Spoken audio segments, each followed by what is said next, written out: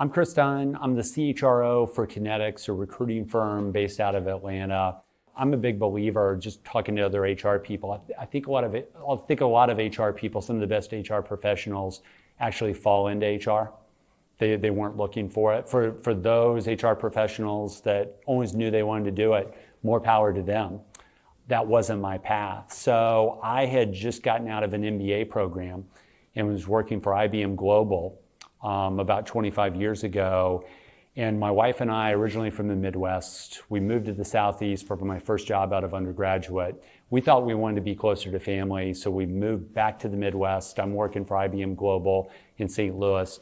We went through one crazy winter, just like one of the worst winters ever. And 5 years in the Southeast had really thinned the blood, and we decided we wanted to get back to the Southeast. So I reached out, and this is before the days of LinkedIn and all the technology, social, and everything we have available today. But I reached out to an HR manager for a company I used to work for in a non-HR role.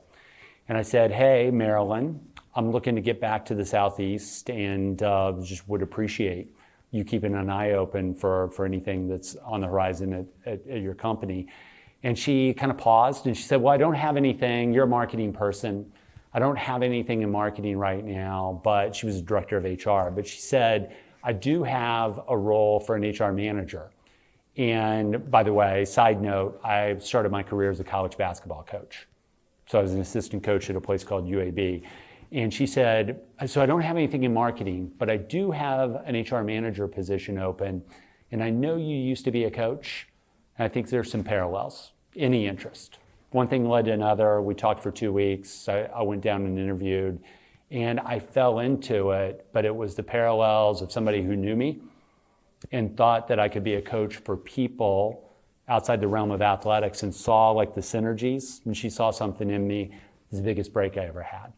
So if I had any advice for HR people that are working with managers of people, maybe they're struggling a little bit, maybe they're frustrated, I would say find a way to say yes more. I think our default position, especially with the volume of activity that comes at HR professionals at all levels, I think our default position is we know the answer probably has to be no. But generally speaking, the answer could be yes if that manager does more work and does things to get to the point where you could say yes to a request. The easiest kind of version of this is someone's having performance problems, right? Manager wants to make an employment decision on that person. The answer is almost always no, but it could be yes. You know, you could get that incoming inquiry from the manager, and I find the best HR people do this. Rather than being quick to say no, they say, well, let's talk about that. You know, what have you done, et cetera, et cetera. Well, we can get to where you want to be if I can get you to do a couple of things for me.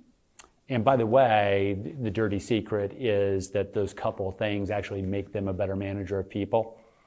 It actually makes them look transparent, authentic, empathetic to the people they're managing.